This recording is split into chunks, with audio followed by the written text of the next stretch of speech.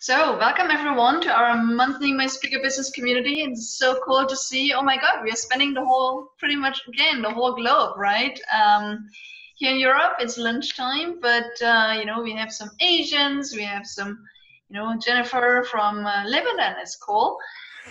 So we're really spanning the globe again. So as you know, and maybe for the first timers, these are our monthly My Speaker Business community calls, where you really get practical hints and tips from our amazing guest experts that we are inviting. And we have another amazing one with us today, so that you really can apply their hints and tips and suggestions right away. You can also ask your personal questions right away on how you make your speaker business flourish further. Also, it's a great space to exchange with other professional speakers. And also, if you have any kind of high priority projects running right now, this is the space to make an announcement or ask for help or encouragement or support. And some of you are just with us again every month to just take a break and have fun with us, right? So it's great to have you. And as you all know, please, let's make it interactive. Ask your questions anytime. You can put them into the chat, or you can just unmute yourselves and engage with us in this way. Also, as always, mute yourselves when you're not speaking. If you don't want to be video recorded, switch off your video, but we love to have you. You're all speakers. You always love to be on the stage, virtually and in real life. So it's great to have you and see you. And again, others watch you afterwards and they get to know you. That's always cool. So what is our topic today? It's really a topic that I've been looking forward to dive into more. We talk about the ultra-performant speaker. How do you really truly stand out as you're growing and developing your speaking business further? And just why have we chosen this topic? Because I realized quite a few of you probably still would love to engage more often on more prestigious stages, right? Some of you, yes? Okay, good. How many of you feel that sometimes you're not paid the speaking fee that you deserve and should be paid? Yes? Some of you? Great. How many of you feel that sometimes, you wish, event organizers would knock on your door instead of you chasing them, right? Yeah? Okay. If you want to step up with your business and your speaking, well, you want to become an ultra performer. And this is what we talk about today. And I've invited a really dear friend of mine. We have a long history already, okay? And he knows what he's talking about, because he is the founder of Nova, and his business mission and statement is really ultra performance through human empowerment. And he is also an international corporate speaker, so he's pretty much out there as a speaker in the corporate world internationally. And he is really an expert in innovation and performance, especially in complex environments where you need to be an ultra performer. And he's a real Frenchman. He's as good looking as a Frenchman, okay? And he's born in the southeast of France. He has an impressive 25 years of experience in research and industry, in finance and abroad. And he is like me and like all of us, an entrepreneur at heart and a speaker at heart, right? He's really a passionate leader in his field, and he has a deep-rooted passion for innovation. And believe it or not, but he has 14 registered patents, which I think is amazing. And, patents in automotive, industrial containment, and other areas. And he strongly believes in leadership and in speaking, and he's always pushing the limits with his team. He has created several world records and premieres because he's really all into pushing that back the limits in extreme sports. And, he has, as I said, created several world records and premieres. For example, with Eric Barone at, going down at 228 kph on a mountain bike. And also another amazing guy, Edmund Plavsek, who broke another world record at going down 203 kilometers per hour on a snowboard. I mean, oh my God, that's quite an achievement. And he's behind all of that. And he's also, of course, created and managed several companies, including his current one, Nova. So he's all into engineering and innovation, from concept development through implementation. And he's really working in complex industrial environments like nuclear plants, amazing, and aeronautics, automotive, shipbuilding, and many other places. And last but not least, he is an international speaker at heart, as I said. This is why I invited him here. He pushes the boundaries. He knows all about how to become ultra performant as a speaker and a business person. So without further ado, let me introduce and welcome wholeheartedly and welcome all of you with me, my amazing world record breaking friend, Marc, Amerigo. Marc, it's amazing to have you with us today. So thank you. Thank you so much. I don't know who is this guy. Wow. You, the good-looking French, amazing. Very kind of you. Ultra-performant leader. And everyone, okay, when Marc and I prepared the introduction today and the promotion text and everything else on our community, we were performing together, right, Marc? Yep. Mm-hmm. It's really the attention to detail and everything else. So tell us, how did you get into speaking? And as a speaker, how do we stand out as speakers? How are we aligned with sharing our unique message? How do we become an ultra-performant speaker and entrepreneur? Over to you. From my own experience, it starts with at some point you want to share something you've been through. And it started with a world record that we made on a mountain bike with a friend of mine. And asked Eric at that time, what about getting some training to be able to speak to our sponsors? Because they give us money to do crazy things. But on the other side, maybe that would be great if we were able to talk to them and with something that is like powerful. That's how it started. And that's how I just discovered that we could speak to people and exchange and impact people. That's how it started. And it's like a spark, at some point you just find out that there's something very exciting there. That's how it started. And so I started speaking and training again and training again and training again because it's a lot about training and getting better. And year after year, it's becoming more stable, more impactful, and emotions are more present than ever on stage. And it's so different from 5 years ago. It's like I'm like another person on stage. But you don't see it when you start. You just want to share, and that's how we started, learning how to share our know-how. So that's how it became. I started being on stage and being a speaker and being asked for coming back. So that was the beginning. And then it's like the very beginning. It's just like you open the door and you find out that it's a whole big story. And if you want to get there, you need to be involved like every single day. Like it's a long-term approach. It takes time and energy and love also. So that's what the start of my journey was, just discovering this. Amazing. And it's always that we do something extraordinary and people say, hey, I'd love to learn more about it, tell me, right? I mean, a lot of us start speaking in this way, right? Yeah. We always think like, I'm a speaker because I want to step up on stage and speak, but we have something to say, right? So tell us how, you're all about ultra performance and pushing the limits and really stand out. How do we become ultra performance speakers? So from my point of view, it starts with you start with the content.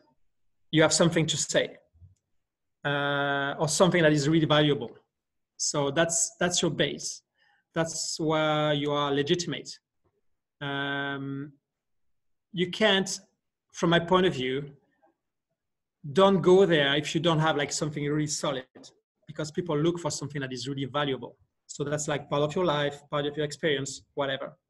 And that's where it starts.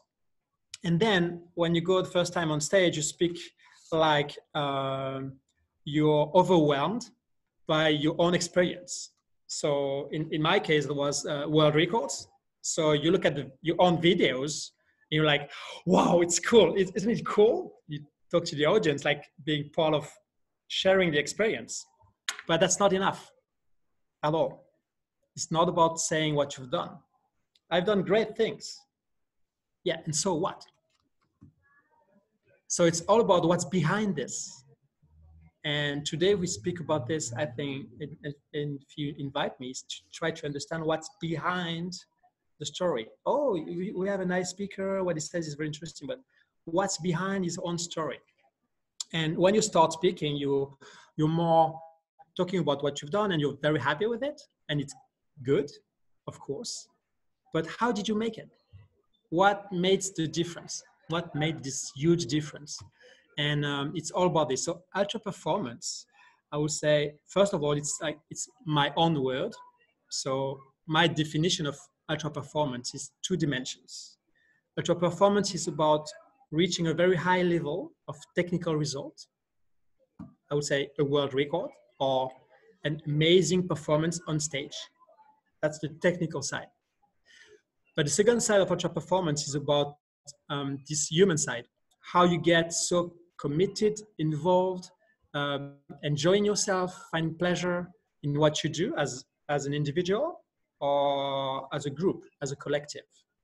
So in the organizations, ultra performance is about reaching a very high level of results, and in the meantime, having people really finding some kind of fulfillment in what they do. So from my point of view, speaking is the same story. Have fun, enjoy yourself, find like so much pleasure in what you do. And in the meantime, like be at the top level. You can't be in between. Don't try to reach something that is okay. Because people don't want someone who's okay on stage. They want someone who's really impacting. So first of all, I think understanding what is ultra performance is understanding these 2 sides, like high level of results and feeling really good. So that's like the first basic of the definition I will give. But then you got methods, and how do you do that? So that's more or less the question. We all want to be happy in our life. We don't want to suffer. We want to enjoy ourselves, but there are things you can't avoid. So that's the point about how do you do that, like the key points. So I don't know if you want to go there or if you have another question, Monique, I don't know. Oh, why don't we go further into that? And everyone else, if questions come up, take the opportunity, ask anywhere. Sure. Okay, so why don't we go further into this? Yeah. So what we can do, maybe we can switch to a few slides. So just to know the environment I'm like diving in. Sure. I don't know if I can share the screen. Let me quickly make you the host. 1 second. Just you need to make me a host to be able to do this, I think. Okay. Tell me when you're okay. Yep, you're all on. Okay, I'm trying to come back. Here we go. Yes. So this, do you see a slide? Yeah, okay. So this is the industrial environment I'm dealing with. In this kind of environment, you see, do you see the picture? Yes. Yeah, do you see it? Is that okay for everybody? Yeah. When you're in some kind of industrial environment like this, you don't have much space for approximation. You have to be very precise in what you do. And so that's my environment. It's about finding a high level of results, and you can't make any mistake. This guy there, he has to be safe, and you don't bring this guy there just to die. You want him to be back and do the job.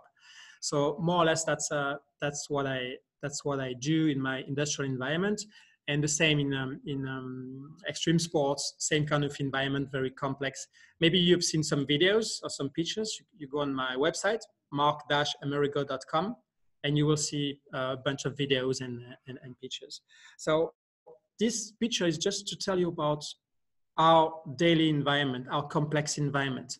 The society brings us in this kind of environment. You feel alone, you feel isolated, and you feel like jumping in the wild somehow. And the speaking business is some kind of, it looks like this. You got your stuff on you, you got your safety belts, you got everything, you're ready, but you're like lost in space.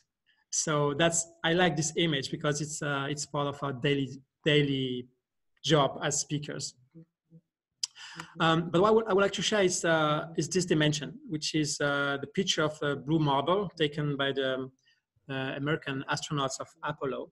And from there, they see another dimension. They see how space is huge, how the planet is tiny, and how fragile we are. And from my point of view, as speakers, we are tiny little dots in this on this planet, and we have the ability to impact others, to inspire them, and maybe somehow to show them the way. Maybe for one unique purpose, that would be to save the planet, to save humanity, and live in a better world. So that's, I would say, my vision about speaking. It's about impacting. It's about embracing life. It's about sharing our learnings for a better world. And so what I would like to share with you is some kind of key points that for me are very important if we want to impact people. I would say the first thing in your career of speaker, or maybe just in your professional life, will be to stand out. When I say stand out, is not be different to be different, but just be the deepest of yourself in your area. Be someone who is like catching the attention of the others, just because what you do is so deep, so powerful, that you are like visible. You are different. You have people who want to come and see and talk to you. So that will be the first. We'll be able to talk about that later, but that's the first major point. I'm vegetarian or vegan. I'm not vegan. I'm more vegetarian. Sorry, I got a question popping up. The second point I will insist on is since you stand out, you are different. Be very aligned on everything that you give to people or people can see. That can be your website, can be your business cards, can be your attitude, posture, that can be you on stage, that can be interviews like now. Anything that people will dive in, always make sure that it's aligned with yourself. So I try to do it my way, but the idea is whatever you angle, you step in the game, you see the same person, you see the same energy. So that would be my second point. So it's like quite easy. You go through all the things that you have describing you, anything around that people can see. You go on Google, same. What do you have on Google? And you just find out where you're not aligned. And most of the time it's quite easy. You're like, oh my God, I got this picture like from like 10 years ago, boof, I don't want it. And so on. You look at your business card, same. If you change, if your attitude change, if you're a slightly different person, just keep this alignment all the time. So that would be my second learning point. Since we don't want to spend time, so we go through this. So the first one, remember, stand out. Just be so impactful and visible because you're different. You're yourself, the deepest of yourself. The second one is this alignment in every kind of connection that people can have with you. Okay. Just as an example, when you go off stage and you give your business card to someone, from my point of view, if the person doesn't look at your business card saying, oh, yeah, like, okay, I see you, I get you, understand, I will keep this one, you're not that aligned. If the person just like taking, oh, cool, doesn't look at it, you lost something. So that's an example. So the third point, key point from my point of view is, but you know about it, it's about the visibility. You need to be visible. You can be the best expert on the planet. If you're in your cave and nobody sees you, you won't be on stage and people won't ask you any question. So be visible. So it means playing, I would say, playing with the marketing tools, because it's a game. And it's a difficult part, because most of the time, as experts, I'm an expert in what I do. I'm not a marketer at all. I'm very bad as a marketer. And so you need people who will do it for you, or will help you, or will guide you. But just don't try to do it just by yourself, and if you don't know about it, you know, it's not your expertise field, so just forget it. Just rely on someone. So be visible means using keywords, being visible on Google, of course, the same on all the social medias, of course, and it's daily, kind of daily work. So making sure that you align with who you are and what we said just before on point 2, and make sure that it's like spreading out and in a stable way, like powerfully, like boom, moving up, always better. Okay, something like this, like takes time. So that's the third point, and there is an extra fourth point. I would say this one is like normal, but when you're on stage, something must happen. You can't go there without having people wanting you be back, or people who want you on their stage. So if you're not good enough, keep training, but don't expose yourself in some key platforms, because you will be like checked out. So it's good to speak, it's good to train on stage, but be very careful. You need to be rebooked. So to be rebooked, you need to be very good on stage. And it's about training, working, accepting someone who's critical, who will tell you what to do in a different way. So keep taking advices every day along your career, because it lasts forever. So this fourth point is like be good and rebookable.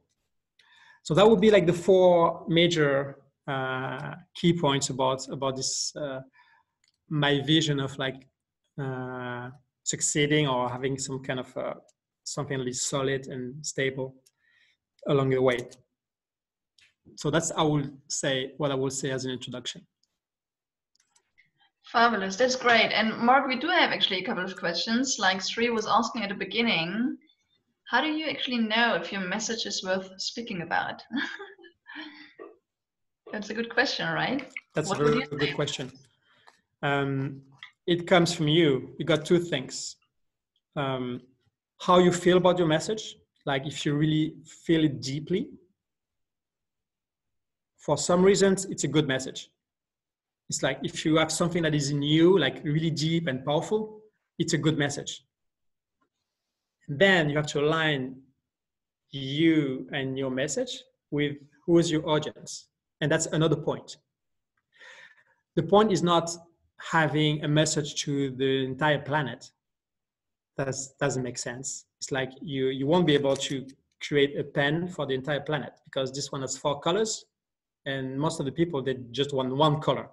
So it won't work. But it's good. It's pretty good. It's a pretty good concept. So it's the same with the ideas. From my point of view, as soon as you feel like your idea is powerful, means that it makes sense to some human beings somehow. So it means that you will impact people, whatever it is. And when you look at the social media and all the ideas that you can see and read, you got so many amazing things, sometimes very simple, but very, very impactful. So from my point of view, don't feel judged by the others. Don't listen to the assessments of the others. Just be aligned with yourself. The deepest you can feel it, and the more meaning it has. I love your question, Sri, and I love your answer, Marc, because there is actually no message that's not worth speaking about. If you are passionate about it, as you say, if you feel deeply about it, right, then you just go out there. And I think one of the biggest mistakes we sometimes make is we don't go forward with the message because we have stupid assumptions in our head that no one might be interested, or I'm not good Yeah. at it, or whatever else. You need to go out there, Sri. You need to test it. Okay, go out Mm. there and speak about it. See if you find some people that that are interested in hearing more about it, and then start stepping up onto maybe smaller stages, or even create your own small stages just to test out how your audience resonates with it. It Right? starts with your friends, people around, Exactly. just like asking what you think about this. My vision is this, and this. And from there on, you feel like, and you get deeper in your message. So you're like training on your own message through the others. So Yeah. test it. Yeah. And Sri asked another question, and Sri, maybe you want to speak up and say what this question is about, because I feel like there's a lot of questions in your second question somehow. What exactly would you like to I would know? love to do that. The question is around ultra performance. I love the term, Mark, and the two dimensions that you brought out. So I wanted to ask you specifically that generally what happens with speakers, or rather good speakers, not ultra performance speakers, but good speakers, most of the times they feel fulfilled about spreading their message. Where they don't do pretty well is probably in the results area, where they're probably not getting enough booked or enough paid. Now, how do you then, take care of both the aspects in the right manner to be the ultra performant? Okay. I would say when you see what is sold on the planet, like any tool, anything that is invented or any method, most of the time you got like really stupid stuff that is sold all around the planet just because of marketing. Isn't it true? So the difference is in what you say, the difference in the booking is based on, suppose that the guy is good on stage. He has good content. He has humor. He's nice looking.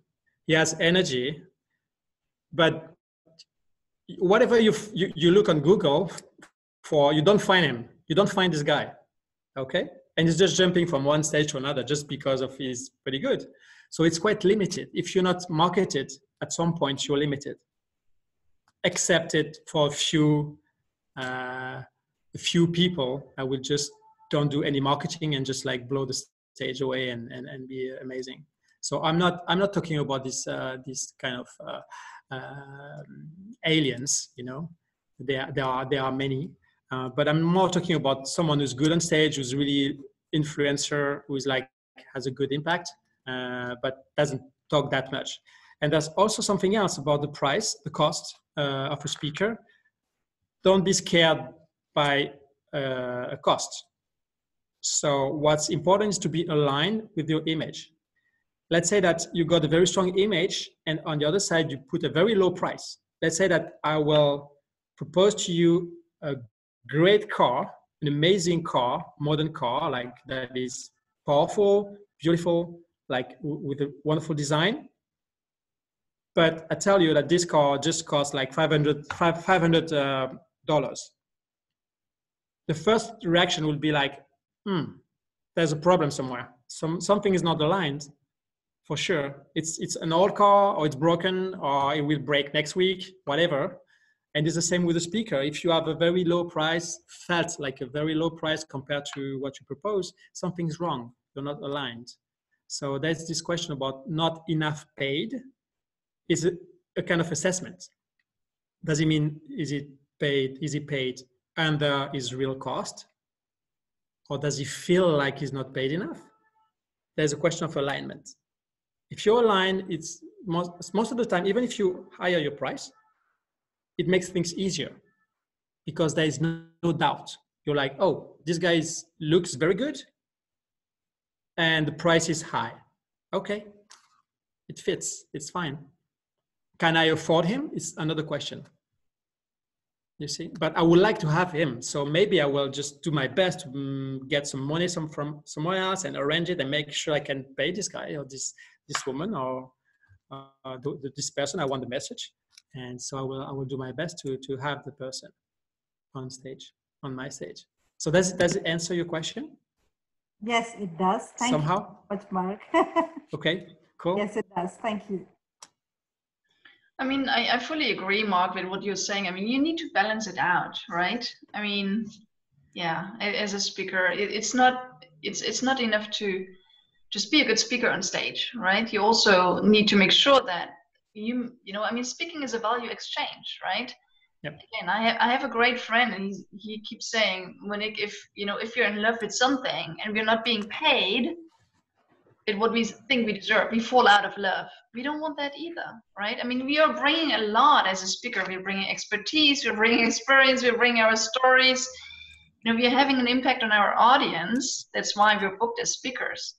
So we should be rewarded accordingly as well. And you know, by following all the hints and tips that Mark shared, we will be, right?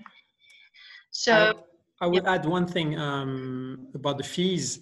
That's your choice as a speaker to speak for free or to get paid.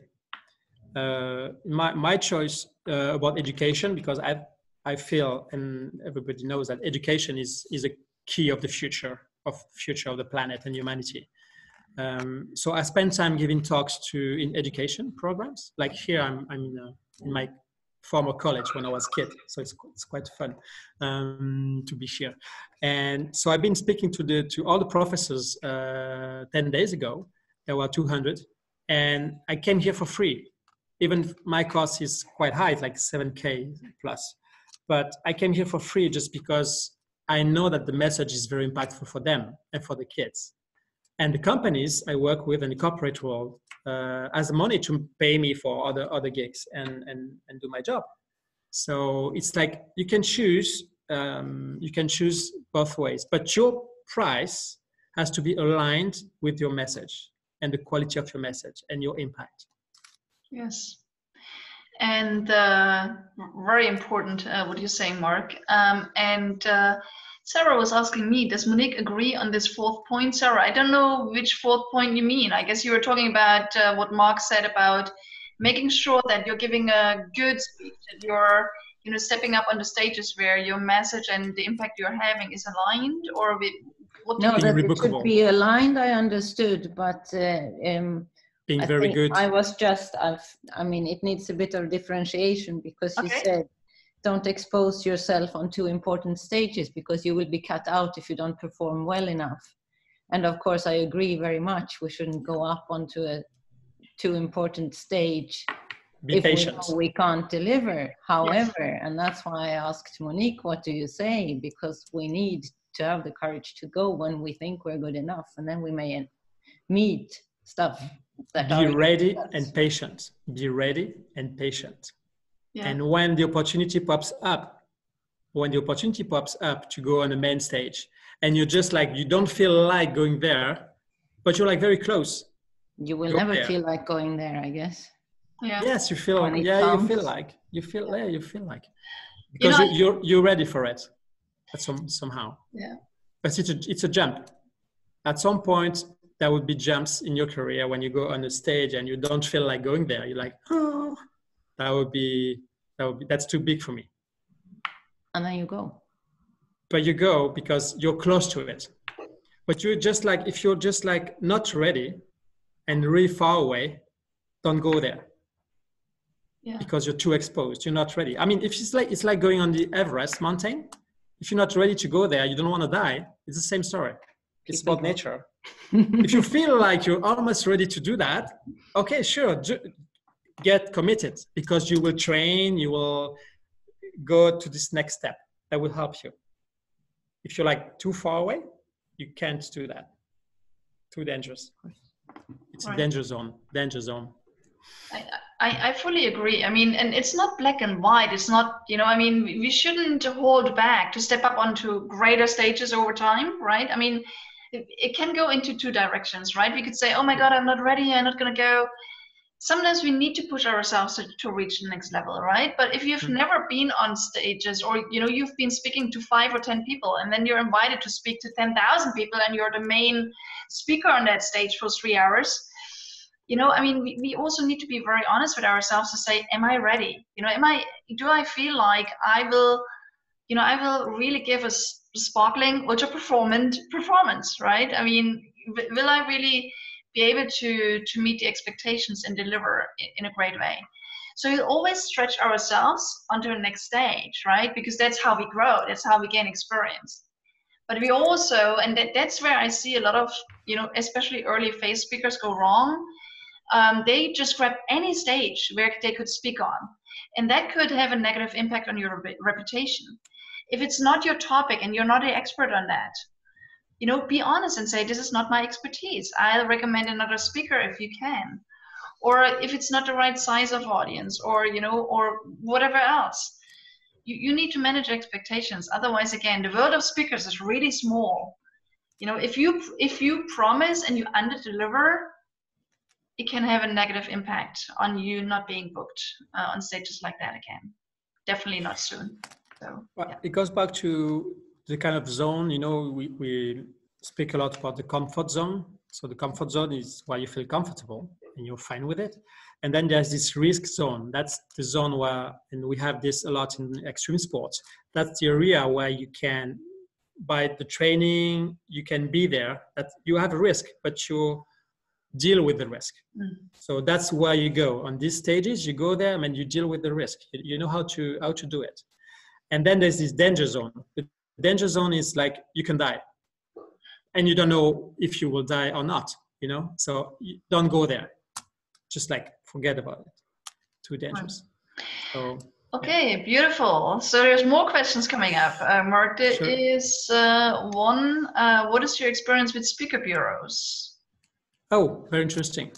I'm not a celebrity. I've not been on the moon. I'm not a world champion in soccer. I didn't do anything like that is on the every day on the media. So speaker bureaus, they love working with celebrities just for one reason. It's just because it's so easy to book for them. I respect these guys. They do profit. They have a good job. It's fine. And their model is they have an organization and they have speakers and clients, and they put a connection between those two. If they want to make the most money they can, it's easier to have a celebrity, discuss the price, get their fees, and be gone. And it's easy. It's way easier. So you have speaker bureaus with like maybe 1,000 or 2,000 speakers in their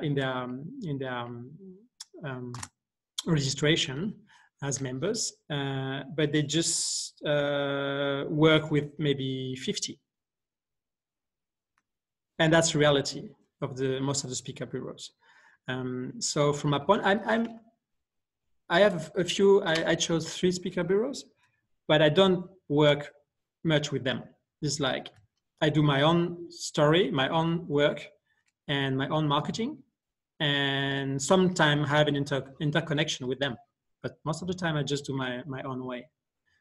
And if you are a celebrity, use speaker bureaus. If you are not, just be there just to feel the market and know what's working these days, but do your own way.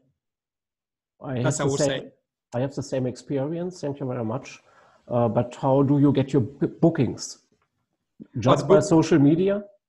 The bookings come from the clients and the people who are, social media is a connection. But what I would say is most of my bookings are people who have seen me somehow, or heard about me, or referenced me. And social media, my website, everything that comes out is more helping people to make their decision. They're like, it's giving confidence in what I would be able to give them, to bring to the stage. So at the end, it's personal relationship. Somehow, yes, I would say. Somehow. I got people who call me, I don't know them. They call me as Marc, we got an opportunity there, blah, blah, blah. But it's like some kind of interconnection. It's like a network that is much wider than my own network, but it's created through your own experience. So you're like having this kind of connections that go bigger. Does it make sense? Yes, sorry, I was on mute. I was on mute already. So it makes sense, and that is also my experience. But it's difficult to build up a non-C network. It's not easy because you don't really know where it will be coming from. Yep. And you feel this chaos from what I see on your name, chaos exorcist. This is what you talk about. Yeah, this is my because I was dead and healed myself, which is a form of chaos. So I have a pretty good message, which could be related to business to business, to consumers, but it's not that easy to start with a new theme. It's difficult because people don't see you. That's what we said. It's about visibility. So I have the visibility. I get a lot of responses from resilience, due to resilience from my social media activities. Yeah. But the market, especially in Germany, is very close. There are much more speakers than opportunities, and it's not that easy. Yeah, the German market is very difficult because it's very centered on the content, and you got many people on the market. Exactly. So it's not an easy market at all. Not easy at all. Yes. But export yourself is good because, you know, as we say in France, I don't know if we say in France, nobody is a prophet is in his own country. Yeah. So when you are in your country, people say like, okay, yeah, you're German, but I would like a Brazilian. Sure. That's true. Yeah. He's much better. He's much better than I am. So we have the same in Germany. Every American gets a double or tenth fee as a German with the same theme. Because he's good, much better than you are. No, I don't think so. I'm kidding but you. Thank you very much for your question. I think, Marc, I'm coming to France to become the prophet now. Yeah, sure. I mean, that would be maybe easier for you, for real. It's, you know. Because Marc is actually, you know, one of the few English speakers in the French Speaker Association, right, Marc? Yeah. I mean, most speakers in the French Association are actually purely and mostly and exclusively French speakers, right? Yeah. I think there's quite a market for international speakers in France. Mm. Yeah, it's quite rare. That's it's true for people to get different other, you know, perspectives from abroad, you know, to bring fresh ideas and so on. I think this is pretty normal. Mm. But the French market is more difficult for me than abroad. You know. This is why you speak internationally as well. Yeah, I mean, but the French market is it's like you're local. So since you're local, you're not that good, you know, because they know you like somehow.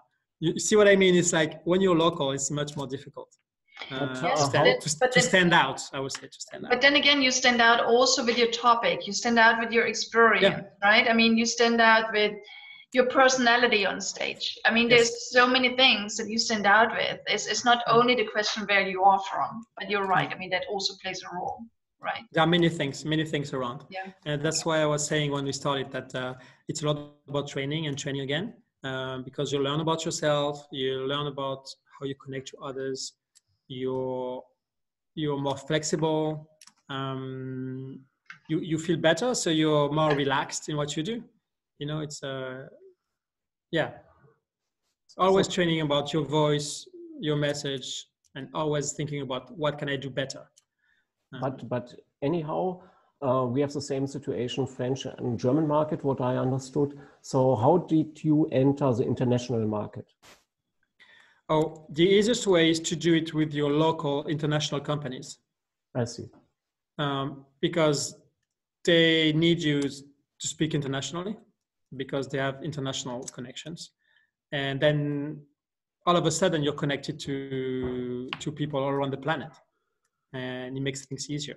So I think that going abroad is more like will, and you organize yourself and you organize your social media to step out and go there. Yeah. Because then when you got an opportunity to speak, you just take a plane and you're there. It's like taking a train in Germany, you know the same.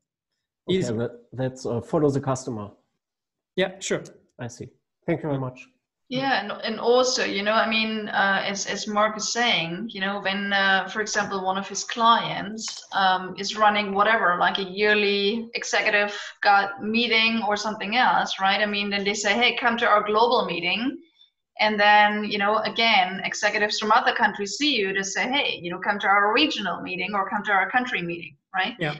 So this is really, I mean, also you asked the question, how do you actually get booked as a speaker? And that's, again, that's like the, you know, the million dollar or $1 billion question in the speakers world, right? How do I get booked as a speaker?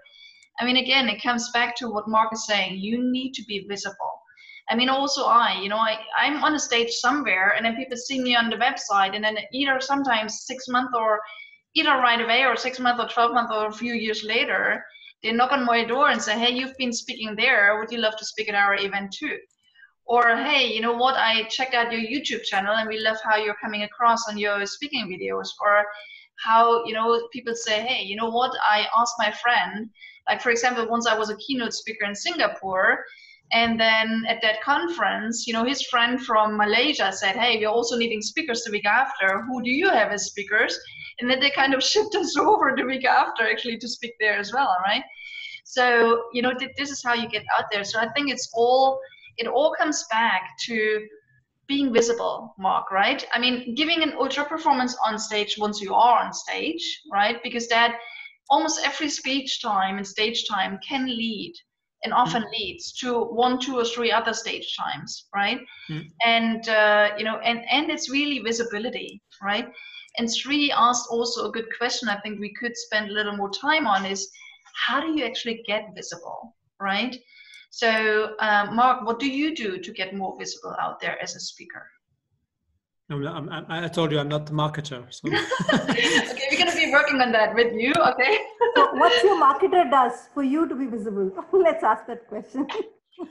Well, being visible is trying to be consistent on the social media, like not posting something once every 3 months, but maybe weekly or every 2 weeks maximum on LinkedIn. Facebook is maybe twice a week. So it's not much, but when you post something, be aware of the fact that one post will be turning for some time. So if you put another post on it, it will crash the first one. So putting like post and posting and posting and posting is not that good, because people will see you again and again and again and again. And at some point, it's like kind of boring. So it's much better to have a very deep content on a message and share it when you feel like. So I would say this. The other thing that I'm doing is I write personally emails to my contacts. So I don't have any mailing list because I find it boring. Because you receive like hundreds of mailing lists, and that's just like one more. So I'm more like writing to someone with a link to what I call a landing page on my website. So let's say that I speak to industrials and I propose something special for them, like a kind of a very specific seminar or a very specific conference. I will create on my website one page that is aligned with this purpose. So it's not something global, it's just like one very specific page for industrials on this kind of proposal. And then I write to these people, to these clients personally, putting the link to a video, the one that we shared, the trailer, and the landing page. So they have a very precise information with something that they will love to have for them. So that's something very specific. That's what we call this kind of irresistible offer. So when the client is, you know what he wants and what he needs already. You write to him and you say, oh, look at this. I got something that might be of interest for you. The guy clicks just once on your email, he gets to your landing page. He doesn't go to the website, he goes to the landing page. And then what he reads will be what he needs. So that's how you create some kind of quick connections. But this guy maybe will say, oh, it's great. And then no news from him for like a month. And then you don't know why, but 6 months later, 2 years later, it just calls you back and say, oh, remember this email? I got that, and we got the opportunity now. We are ready. Can you come? So that's how I try to work, like having a very stable, connected people. And it's human thing, you know. It's about the connection. It's about speaking to people. So I don't know if it makes sense, if it answers the question, but that's how I do my stuff. That's how I try to do that. Makes perfect sense. And you know, Marc, I know there's one thing that you are very good at, and that is networking. I mean, you have a really, you know, good network of, people in your market, in your field. You know a lot of other speakers, you know a lot of industry experts, and so on. So, you know, and they know you're a speaker. So, you know, again, they will think of you. And when you're in touch with people, you know, networking is one of the greatest ways of getting booked as a speaker, because, you know, people tell you about events, people tell you about stages where they speak, you know, where they might invite you along and so on. So there's a lot of ways of, opening doors. And it's a lot about, again, we come back to the second point about this kind of alignment. It's about speaking when you feel like, and being aligned with yourself, like you're yourself. You don't post something if you just have to post it. If I don't feel like posting something, I don't post it, because I'm like, before pushing the button, I'm like, wait, we'll do that later, you know. So try to be aligned, because when you're tired, when you write something, you're tired, it's not the same impact, it's not the same energy, and people feel that you're not there. So I don't like it. I just avoid it and say, okay, we'll see tomorrow. It's fine. Exactly. So just be yourself. Yeah. Yeah. So there's another beautiful question from Herlinde. She's asking, Herlinde. I'm so much resonating, which is great. This is one open question. It's, you know, is totally everything you say 100% prepared on stage, or is there space for something which evolves in the moment you stand on the stage? Very good question. I know speakers, they know their talk word by word. Everything is the same. So you see them 2 times, that would be 2 times the very, very same talk. Exact same talk. You feel like you're not in the same place, but you see the exact same thing happen. I'm not one of those at all. So what I will say is that each of my talk is kind of specific. And that's what the client tell me. The clients, some of them I've seen like 3 or 4 times my talk, my same talk. And they tell me it's always different. It's always new. I'm surprised and I feel like I didn't see it. Even if the structure and the videos are the same. So I'm like, really? So when you prepare a talk, for me, it's like a unique talk. It's like you go there and that would be maybe your last talk. And maybe your last talk to this client. And anyway, this talk is for this very client. So when you're like in this mindset, it means that a few days before you learn about your client, because you had briefs before. So you learn about the culture and you learn about their environment. And then a few days before you talk to them last time and you write sentences, key sentences, keywords. And then when you give your talk, most of the time I try to be there before the talk and I stay with the client. So I can listen to them with like the CEO will be on stage and talking about their strategy, blah, blah, blah, blah, blah, blah. And once again, you have keywords. So what I mean is this conference, your conference is their conference. You speak to these guys. You don't speak to a client. You speak to this client. So it means that you're there and you'll be talking about things that will resonate much more when you have this kind of attitude. So your mindset, it takes time somehow, it takes energy, it takes focus, but the client will feel like you're talking to them. And it's very important, very important. That's the way I do things. So my talk is not always the same. I switch pictures, I make differences in the story, but I'm in the energy of the moment, mainly. some pieces are almost the same, very close words, but I'm in the energy of the moment. I don't know my talk. I know my introduction, and most of the time I shift things. Like I feel the energy and I play with it. And same with the conclusion, but it's like quite structured, but everything in the middle is like able to move. Because you have to adapt yourself to the audience, to the energy of the room. And at some point you have silences and you play with it. So yeah, that's how I try to do. And it works. Hey, Linda, you want to say something? Why don't you unmute yourself? Yes. Please. Thank you, Marc. I'm really excited. My question is, how do you manage the time? Are you, I mean, if you are, you know, if you are 5 minutes on stage, for example, and you are in your flow between your beginning and your end.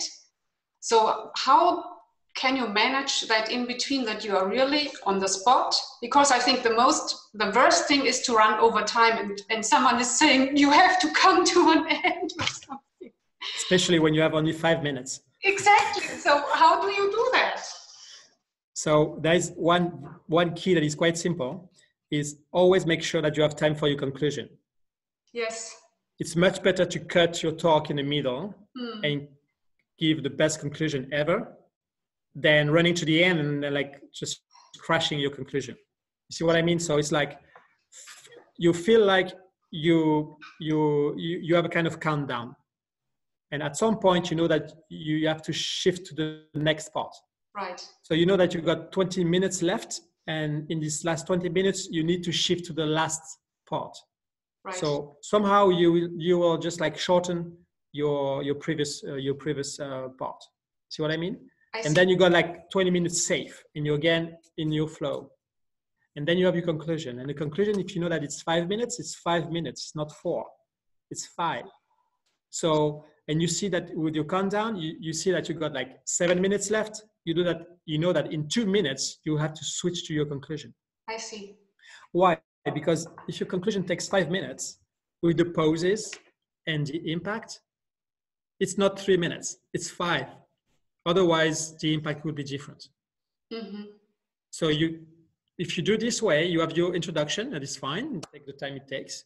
And then you got your big blocks in the middle. And this one are more like flexible.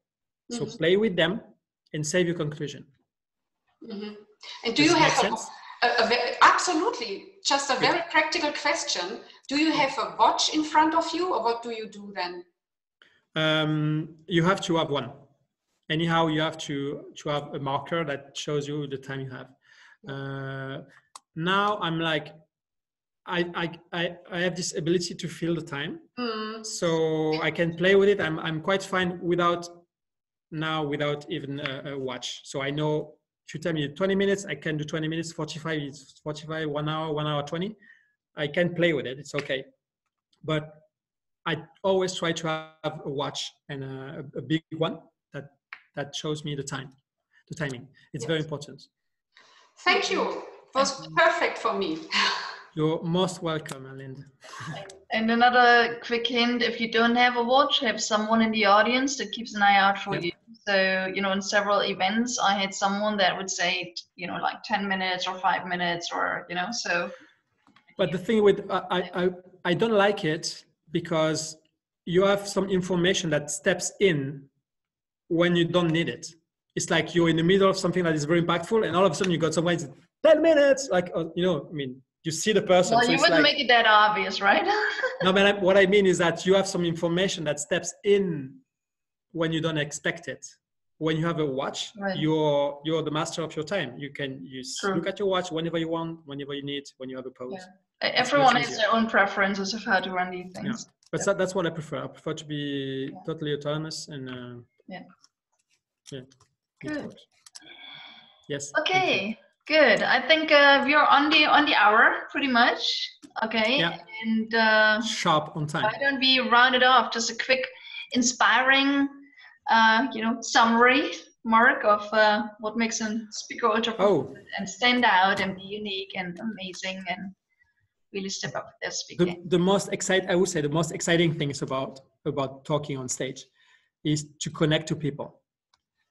It's like when you when you feel that what you do is in high connection with the people, and your message is like felt like being useful and impactful, and you have people like at the end of your talk, they're just like relaxed and feeling well. So I would say speaking is about like transmitting a message and feeling people align with what you've said. And then life goes on. But during this moment on stage, it's a precious moment, very precious moment. You have people listening to you. It's a great, wonderful opportunity to create connections and give it a strong message. So speaking on stage is a great opportunity. So make it happen very nicely with love.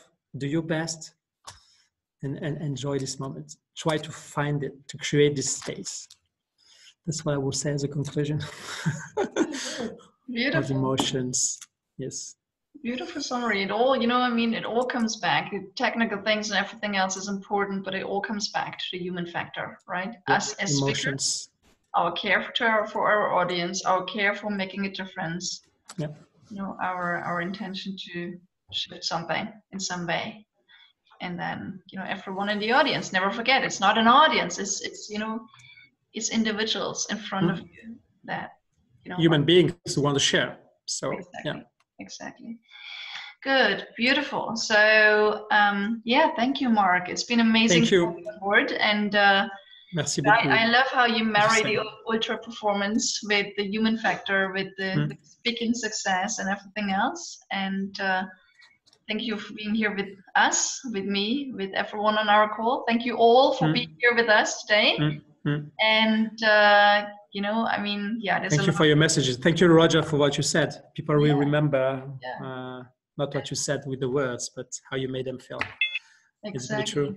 Yeah. Very true. Very true. Okay. Thanks a lot. Thank you for listening. Thanks a lot. You're running off our call right now. So everyone, Deva Priya, you just joined us, but you can listen into the recording because we're just running it off now. So all of you, thank you for being here with us today, and go out there. Okay, speak up, scale up, make a bigger difference, all of you, and just one stage at a time. You know, one person at a time. Again, remember, sometimes even conversations is a stage and you're touching someone. So let's be very aware of every moment when we communicate in some way. So thank you, Marc, for being with us. And you're part of our community, so there might be more questions coming up in the next couple of days. Sure. But we have you with us. So, and all of you have a magical month ahead as a speaker, entrepreneur, you know, game changer that you all are. And we talk again in October, where we have another amazing guest with us. Okay. Don't hesitate to connect. If you want to connect on LinkedIn, it's fine. Yes. Most welcome. Okay. Take the opportunity. Marc is an incredible source of inspiration. So thank you, Monique.